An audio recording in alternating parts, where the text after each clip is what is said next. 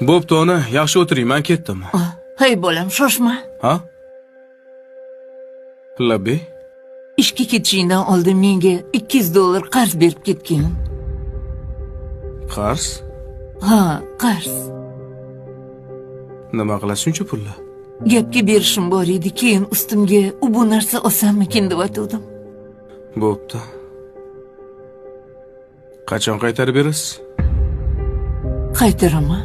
Pensiyamdan bo'lib qaytaraman bola. Bo'pti.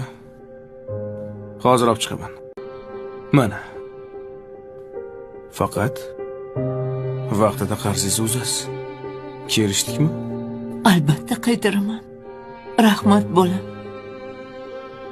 Yana mana bu pulni ham sizga. Voy, buncha ko'p pul nimaga? Men sendan faqat $200 so'ragandim. Bu meni qarzim. Seni qarzing? Bolaligimda kasal bo'lganimda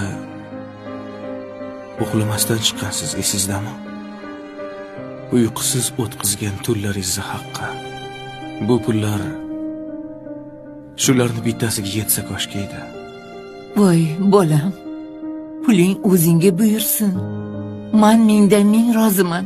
Menga sog' salomat yursang, shuni o'zi katta baxt. Ha, onama. Meni yana bitta qarzim bor. Yana qanaqa qarz?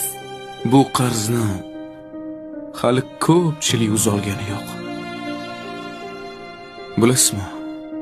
Menga o'xshagan farzandlar mana shu ikki og'iz gapni aytishga uyalishadi. O'zi ikki og'iz gap. Nimaga? Sizni yaxshi ko'raman degan gap. Men ham seni yaxshi ko'raman. Onama, siz mendan qarz so'rab o'tibsiz. Aslida haqiqiy qarzdor farzandlar emasmi? O'tinib so'rayman. Mana shu qarzlarimni bo'lib to'lagunimcha, iltimos, meni tashlab bu dunyoni tark etib qolmang.